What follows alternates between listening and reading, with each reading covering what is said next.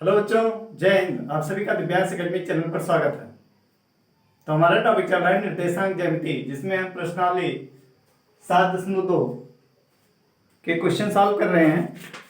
जिसमें हमारा क्वेश्चन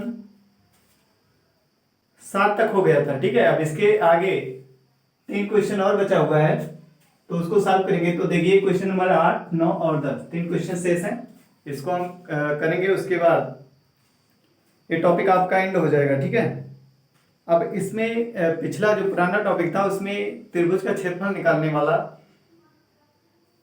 उससे संबंधित क्वेश्चन दिए थे। ठीक है, तो उसको हम एक वीडियो में थोड़ा कर लेंगे जानकारी के लिए। और न्यू सिलेबस के हिसाब से ये 3 क्वेश्चन के बाद ये टॉपिक जो है समाप्त हो जाएगा। ठीक है, तो आइए देखते हैं क्वेश्चन नंबर 8 हमारा क्या दिया। कह रहा है यदि ए और बी क्रमशः -2 -2 और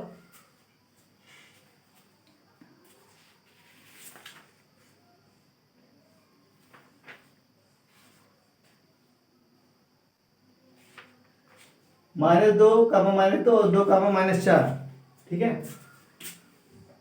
ये दिया है। और 2 -4 करा हो तो बिंदु P के निर्देशांक ज्ञात कीजिए ताकि AP बराबर 3/7 AB हो और P रेखाखंड AB पर स्थित हो। तो एक रेखाखंड खींच लेते हैं। ठीक है, एक रेखाखंड बना लेते हैं।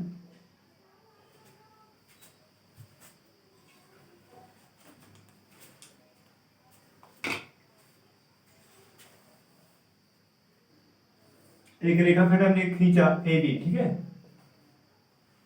कह रहा कि AB हो, P रेखाखंड AB पर स्थित है। P जो है इस पे क्या है, स्थित है। ठीक है, तो मान लेते हैं P यहां पे स्थित है, ऐसे। सॉल्यूशन क्वेश्चन नंबर 8 का। ठीक है, ए और बी, बिंदु ए और बी के निर्देशांक क्या दिए हैं। इसका निर्देशांक दिया है -2, -2 और इसका है 2, -4। तो बिंदु P के निर्देशांक निकालना है, तो इसको मान लेंगे क्या, x, y। ठीक है, मान लेंगे माना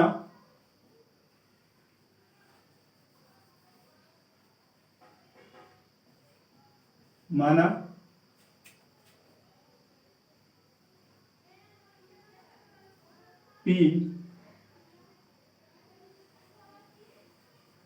माना बिंदु P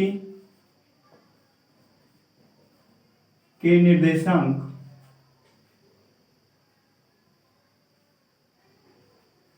P के निर्देशांक x, y। क्या मान लिया हमने, बिंदु P के निर्देशांक P x, y। ठीक है, क्या है, x, y। और क्या दिया है, दिया है क्वेश्चन में AP बराबर है किसके, 3/7 AB के। ठीक है, ये दिया हुआ है।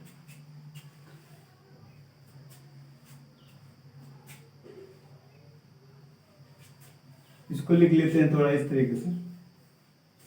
माना रेखाखंड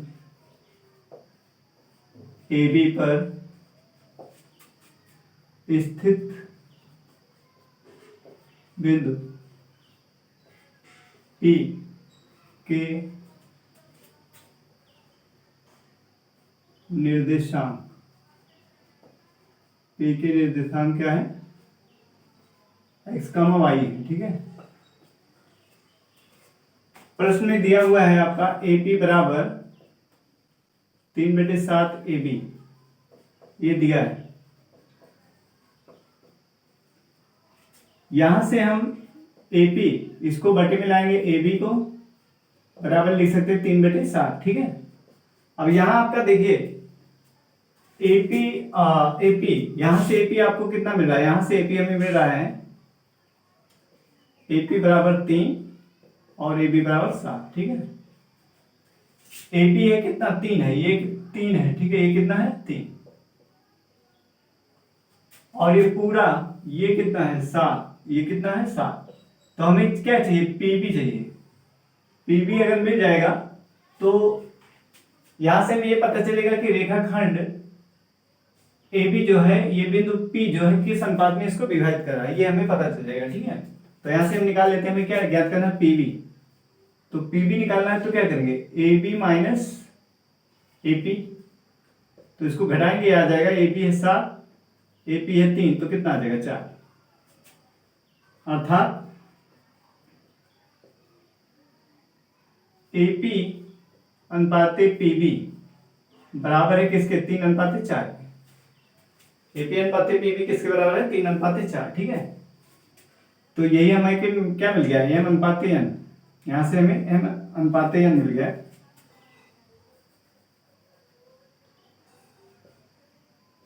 अर्थात एम अनुपाते एन बराबर मिल गया 3:4। ठीक है, अब हमें इसी का निर्देश, हमें अनुपात पता चल गया, बिंदु P जो है किस अनुपात में विभाजित करा, 3:4 अनुपात पता चल गया, और दो बिंदु हमें दिया गया, तो ये बिंदु P यानी x, y निकालने का फार्मूला आपको पता है। बिंदु P x, y बराबर mx2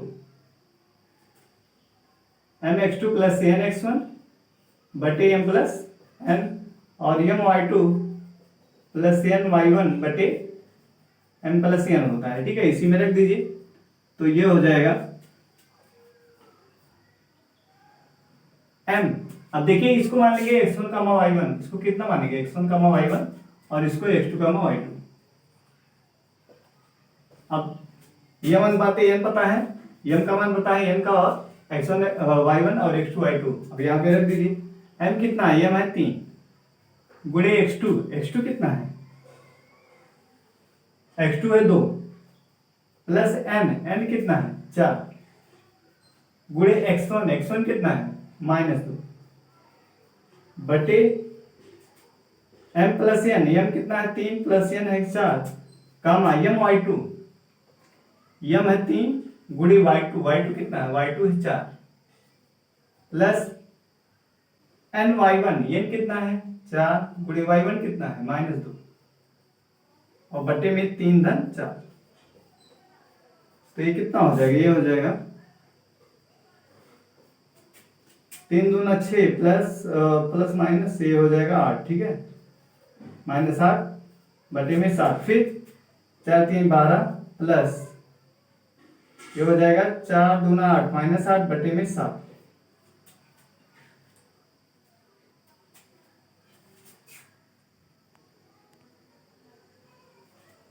तो P बिंदु हमें कितना मिल गया, ये मिल गया P, 8 में से 6 जाएगा कितना, -2। ठीक है, -8 में से प्लस 6 निकला, कितना आया -2 7, और ये आ जाएगा 8 में से 12 में से 8 जाएगा 4 बटे 7। ठीक है, ये निर्देशांक में आंसर चेक कर लेते हैं इसका।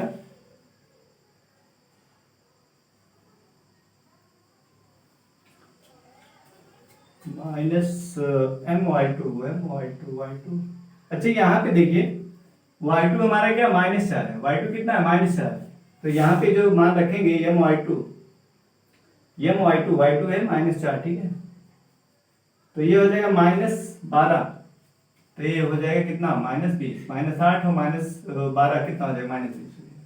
तो ये निर्देशांक हमें मिल गया। ठीक है, -2/7 और -20/7, यही निर्देशांक हमारा आंसर होगा।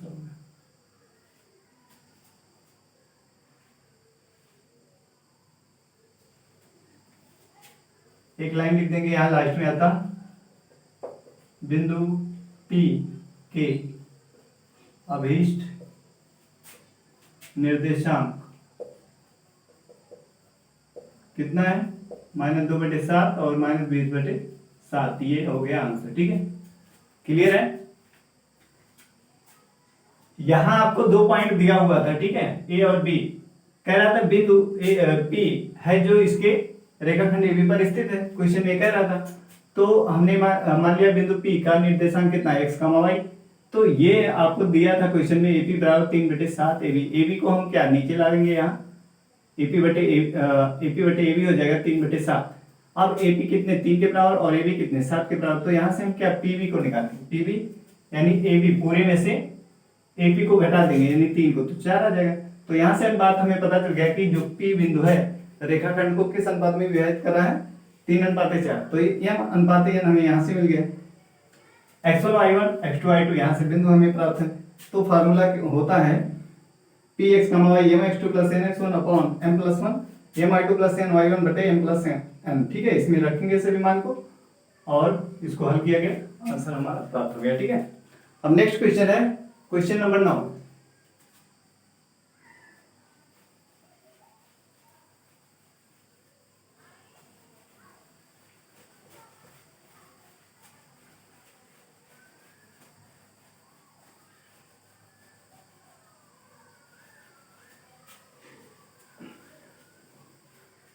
क्वेश्चन नंबर 9 देखिए क्या कह रहा है इसमें, सोल्यूशन 9। ठीक है, इसमें कह रहा है बिंदु एक, पहला बिंदु दिया है -2, और 2, 8 को जोड़ने वाले रेखाखंड AB को 4 बराबर भागों में विभाजित करने वाले बिंदुओं के निर्देशांक ज्ञात कीजिए। एक रेखाखंड AB है, क्या है, एक रेखाखंड AB। सबसे पहले एक रेखाखंड AB खींचिए, ये रेखाखंड AB है। ठीक है, इस रेखाखंड को कह रहा है बिंदु ए दिया है और B,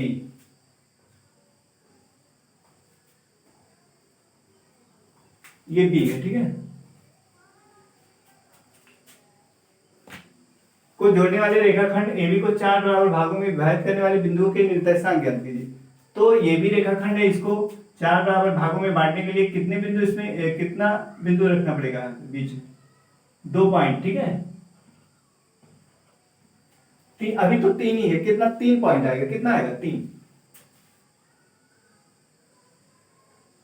4 बराबर भाग करना है ना, तो एक तो यहां बीच में कर देंगे, फिर इसके आधा और फिर यहां, यानी कितने पॉइंट बीच में आएंगे, 3, P, Q और R। ठीक है, ये रेखाखंड AB है, इसको 4 बराबर भागों में बांटने के लिए रेखाखंड पर 3 बिंदु आएगा, P, Q और R। एक भाग ए हो गया, एक 4 भाग में क्या हो गया, बढ़ गया 4 बराबर भागों में। ठीक है, और इसके निर्देशांक दिए हैं, ए का निर्देशांक दिया है -2, और बी का निर्देशांक दिया है 2, 8।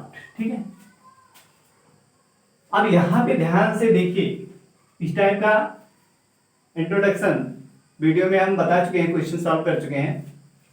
वहां पे क्या था, 3 बराबर भाग में बांटा गया था, तो एक बिंदु को लिया गया था, तो ये 3 भाग वहां पे ऐसे बन रहा था। ठीक है, तो वहां पे अनुपात ऐसे लेके कर रहे थे, लेकिन यहाँ पे देखिए कह रहा है 4 बराबर भागों में, तो ये 3 पॉइंट यहाँ पे हैं। तो ये जो Q है ये क्या है, मध्य बिंदु। Q क्या है, AB का मध्य बिंदु। ठीक है, Q जो है देखिए ये बराबर भाग है, ये बराबर, यानी 2 भाग इधर और 2 बराबर भाग इधर, तो ये Q बिंदु क्या हो जाएगा, मध्य बिंदु होगा कि नहीं। जब ये बराबर बराबर भाग है 4 भाग, तो 2 भाग इधर है Q के इधर, और Q के इधर 2 बराबर भाग है, तो इसका मतलब ये जो Q बिंदु है क्या, मध्य बिंदु है। तो अगर हम Q को निकाल लें तो AQ इसका मध्य बिंदु क्या P है, और QB इसका मध्य बिंदु क्या है, R है। तो वहां से हम क्या मध्य बिंदु के फार्मूले से ज्ञात कर लेंगे तीनों पॉइंट को। ठीक है, तो सबसे पहले हम किसको निकालेंगे, Q को। तो देखिए अब जो दिया है पहले लिख लेते हैं,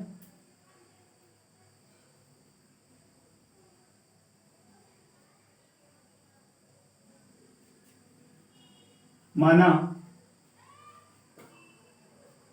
बिंदु A -2, और B 2, 8 को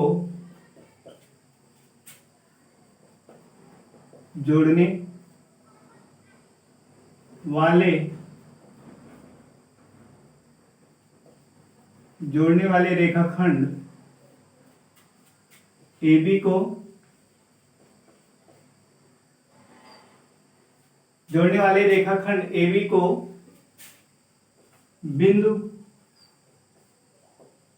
बिंदु P, Q और R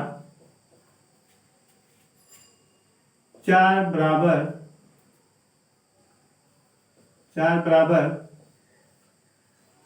भागों में बांटते हैं।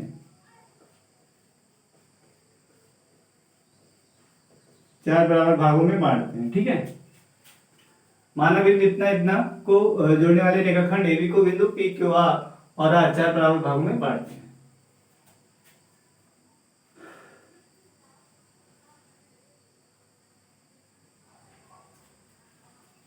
अब लिखेंगे चूंकि बिंदु Q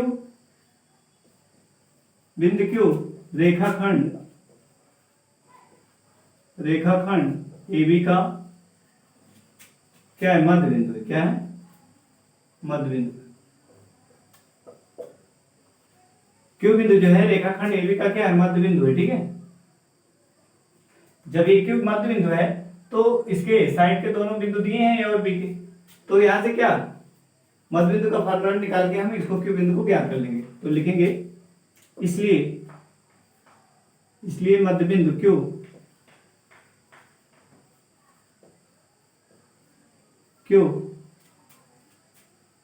मध्य बिंदु Q कितना हो जाएगा, मध्य बिंदु Q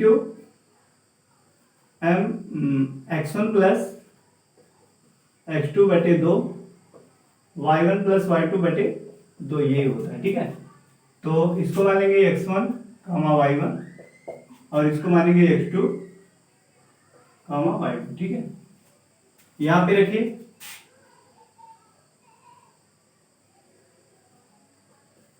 Q x1 x2 रखेंगे।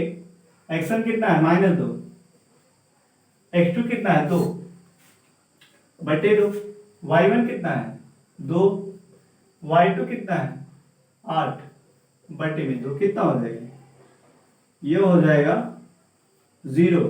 ठीक है, 2 में से 2 गया, 0 आया, 0 बटे 2 कितना हो जाएगा, 0 हो जाएगा। और ये हो जाएगा 0 बटा 2 और ये हो जाएगा 10 बटे 2। ठीक है, तो ये तो आ जाएगा 0 और ये कितना, 2 एकम 2, 2 पंजे 10 यानी 5, 0,5। ठीक है, मध्य बिंदु ये हो गया।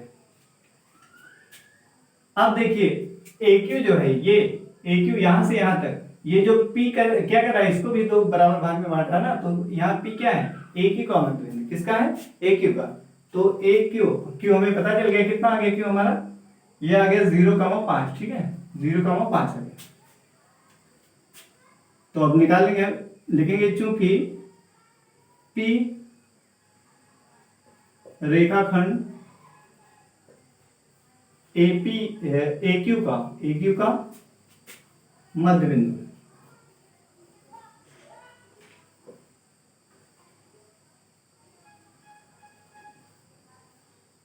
मध्य बिंदु है, इसलिए मध्य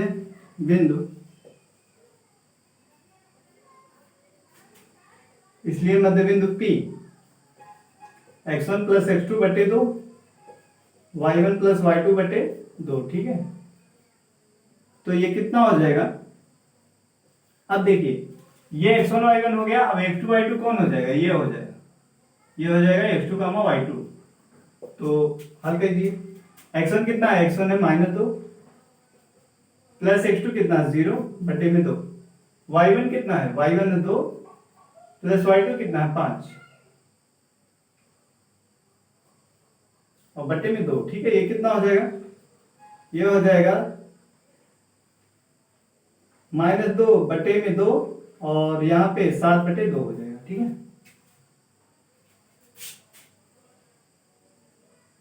-2 बटे 2 ये हो गया। अब यहाँ कितना आएगा, ये आ जाएगा, इसको काटेंगे तो आएगा P, ये आ जाएगा -1, 7 बटे 2, ये आ गया पॉइंट। ठीक है, P वाला पॉइंट हमें मिल गया, -1, 7 बटे 2। अब यहां पे देखिए R किसका मध्य बिंदु है, QB का। किसका मध्य बिंदु है, QB का। तो लिखेंगे चूंकि R रेखाखंड QB का मध्य बिंदु है, QB का मध्य बिंदु है, इसलिए मध्य बिंदु R x1 प्लस x2 बटे 2 y1 प्लस y2 बटे 2। ठीक है,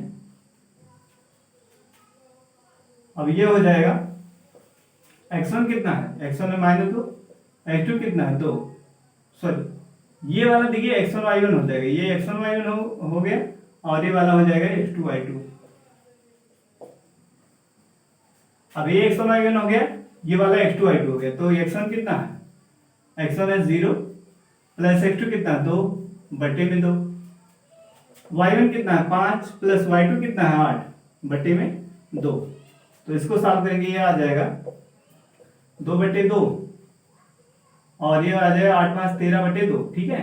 तो यहाँ से 2 2 कैंसिल हो जाएगा, तो कितना आ जाएगा r आ जाएगा 1 13 बटे 2, ये आ गया। तो तीनों बिंदु के निर्देशांक हमें प्राप्त हो गए, ठीक है।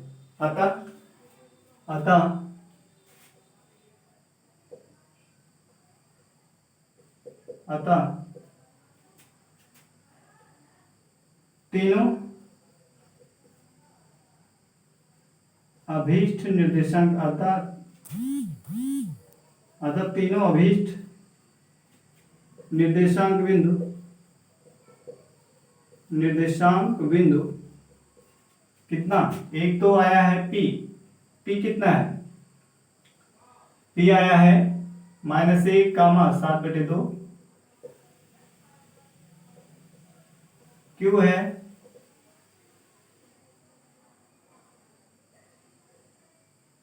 Q है 1 13 बटे 2 और R है 1 13 बटे 2, ठीक है। सॉरी, Q है हमारा Q 0,5 आया है, कितना 0,5, ठीक है। ये आंसर है, यही आंसर हमें निकालना। क्लियर है। तीन बिंदु रेखाखंड AB को क्या कर रहे थे, बराबर भाग में विभाजित कर रहे थे, तो 4 बराबर भागों में, ठीक है। तो इसी P और Q R का निर्देशांक निकालना था, तो हमने देखा A और B का निर्देशांक दिया हुआ है और एक Q जो है क्या है, AB का मध्य बिंदु है, क्योंकि 2 भाग इधर बराबर है 2 भाग इधर, तो Q मध्य बिंदु। तो जब हमने Q को निकाल लिया तो अब P को निकाला, P किसका है, Q का मध्य बिंदु है, क्योंकि A बराबर है A बराबर है, ठीक है। ऐसे R QB का मध्य बिंदु है, A बराबर भाग, तो R का मध्य बिंदु, तो मध्य बिंदु वाले फार्मूले से हमने तीनों बिंदुओं को निकाल लिया, ठीक है। अब लास्ट क्वेश्चन है हमारा क्वेश्चन नंबर 10, इसको भी कर लेते हैं।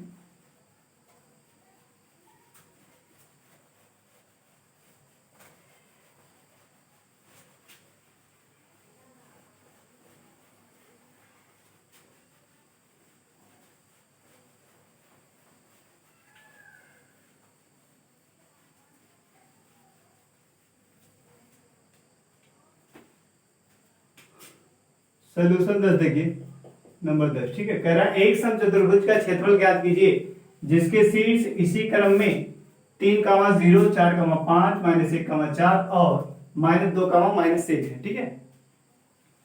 ये 4 निर्देशांक दिए हैं। अब हमें निकालना है क्षेत्रफल, समचतुर्भुज का क्या निकालना है, क्षेत्रफल निकालना है, ठीक है। तो सबसे पहले एक समचतुर्भुज बना लेते हैं।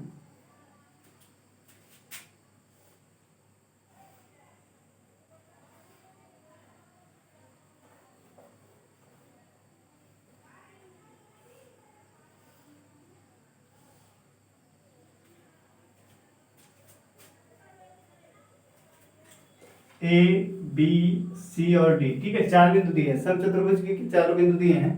एक तो दिया है पहला बिंदु 3, 0, B है 4, 5 और C है -1, 4 और D है -2, -1, ठीक है। ये चारों पॉइंट दिए हुए हैं, समचतुर्भुज के चारों शीर्ष के निर्देशांक दिए हुए हैं। कह रहा है इसका क्षेत्रफल निकालने के लिए, तो क्षेत्रफल कैसे निकलेगा, क्षेत्रफल समचतुर्भुज का क्षेत्रफल बराबर होता है, और इसके विकर्ण को मिला देते, ठीक है। ऐसे ये विकर्ण एक दूसरे को कहां पे काटते हैं, ओ बिंदु पे। देखेंगे समचतुर्भुज के चारों शीर्ष क्रमशः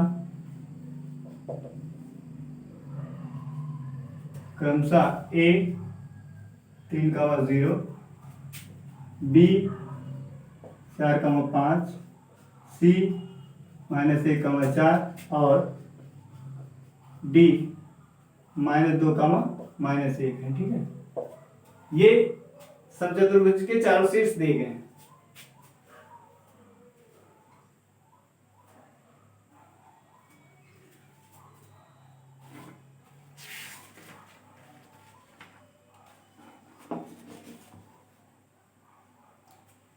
तो देखिए, समचतुर्भुज का क्षेत्रफल का फार्मूला होता है, समचतुर्भुज का क्षेत्रफल बराबर होता है 1/2 गुणे विकर्ण D1 और D2। विकर्ण में जो है विकर्णों का क्या होता है, गुणनफल होता है, ठीक है। समचतुर्भुज का क्षेत्रफल बराबर होता है 1/2 गुणे विकर्णों का गुणनफल यानी 1/2 गुणे D1 गुणे D2, ठीक है। एक विकर्ण मान लेते हैं D1 है ये और ये है D2। विकर्ण D1 गुणे D2, समचतुर्भुज का क्षेत्रफल का फार्मूला यही होता है 1/2 विकर्णों का गुणनफल, ठीक है। तो D1 विकर्ण D1 हमें पता चल जाए और D2 अगर इसकी लंबाई हमें मालूम हो जाए तो यहाँ पे रख देंगे तो हमें क्या मिल जाएगा, समचतुर्भुज का क्षेत्रफल। तो हम इसी लंबाई को निकालेंगे। दूरी का सूत्र आपको पता है, दूरी निकालने का फार्मूला तो लिखेंगे। दूरी सूत्र क्या होता है, दूरी सूत्र होता है, दूरी बराबर क्या होता है, x2 माइनस x1 का whole square plus y2 minus y1 का होल स्क्वायर, ठीक है। तो हमें क्या निकालना है, AC निकालना। क्या निकालना है, AC विकर्ण AC यानी D1, ठीक है, ये निकालना हमें। तो D1 निकालना है, इसके लिए हमें क्या करना पड़ेगा, इसको x1 कामा y1 मानेंगे और इसको मानेंगे x2 कामा y2, ठीक है। तो यहां पे लिखेंगे x2 माइनस x1 का whole square plus y2 minus y1 का होल स्क्वायर। x2 कितना है, x2 है -1 और x1 कितना है 3 प्लस y2 कितना है, y2 है 4 और y1 है 0। तो ये हो जाएगा -4 का स्क्वायर और प्लस यहाँ 4 का स्क्वायर, ठीक है। तो ये कितना हो जाएगा 16 प्लस 16, तो 16 दूना कितना होता है 32 होता है। तो ये हो जाएगा 4√2, ठीक है, 4√2 ही आ गया। हमें D1 कितना मिल गया, 4√2। अब हमें याद करना है D2।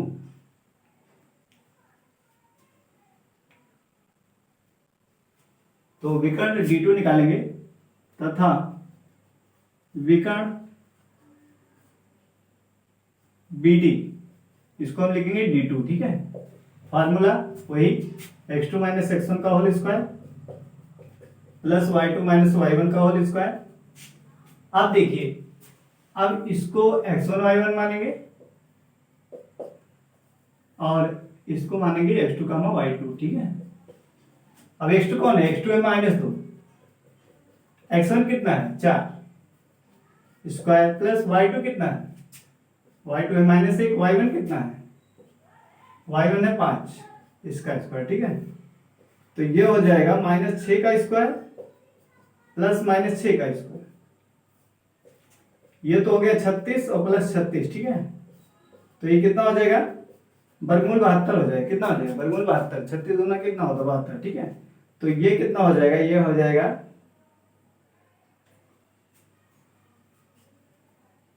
6√2। कितना आ जाएगा, इसका वर्गमूल निकालेंगे 6 गुणे 6 गुणे 2, 6 36, 36 दूना 72, ठीक है। गुणनखंड यही तो होगा 6 गुणे 6 और गुणे 2।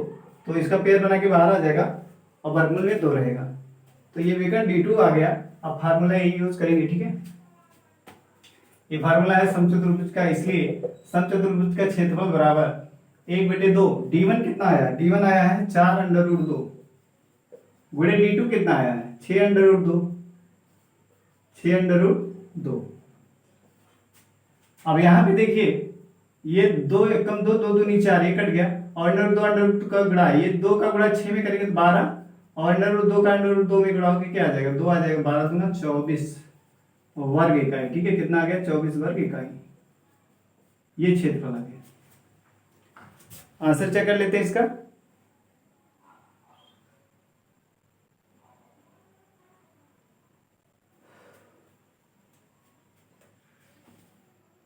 हाँ 24 वर्ग इकाई आया, ठीक है। कितना आंसर इसका है? 24 वर्ग इकाई। क्लियर है? समचतुर्भुज का क्षेत्रफल निकालने के लिए हमने क्या किया? पहले विकर्ण d1 और d2 को निकाला, क्योंकि समचतुर्भुज का क्षेत्रफल बराबर होता है 1/2 गुणे विकर्णों का गुणनफल। तो विकर्ण इसमें एक d1 है, एक d2 है, इसको हमने दूरी सूत्र का प्रयोग करके निकाल लिया, क्योंकि हमें निर्देशांक पता था शीर्षों का। तो यहाँ से d1 और d2 की लंबाई आ गई, फिर फार्मूले में हमने रखा, यहाँ से हमें समचतुर्भुज का क्षेत्रफल प्राप्त हो गया। ठीक है, तो ये टॉपिक नया सिलेबस जो है उसके अनुसार क्या हो गया? समाप्त हो जाता है। और पुराने सिलेबस में त्रिभुज का क्षेत्रफल निकालने का, अगर त्रिभुज के निर्देशांक दिए गए हों तो उसका क्षेत्रफल निकालने का फार्मूला दिया हुआ है, और उसी फार्मूले से क्या करते हैं? क्षेत्रफल निकालते हैं। ठीक है, तो उसको एक वीडियो हम थोड़ा कर लेंगे जानकारी के लिए आप लोगों के। फिर नेक्स्ट वीडियो में हम स्टार्ट करेंगे त्रिकोणमिति। ठीक है, त्रिकोणमिति जो कि बहुत ही इंपॉर्टेंट टॉपिक है, एग्जाम में पूछा जाता है क्वेश्चन। ठीक है, तो नेक्स्ट वीडियो में हम टॉपिक स्टार्ट करेंगे। सबसे पहले अभी एक टॉपिक जो हमारा रहेगा क्षेत्रफल से संबंधित, फिर उसके बाद हमारा टॉपिक रहेगा त्रिकोणमिति। ठीक है, तो आज के लिए इतना ही। जय हिंद।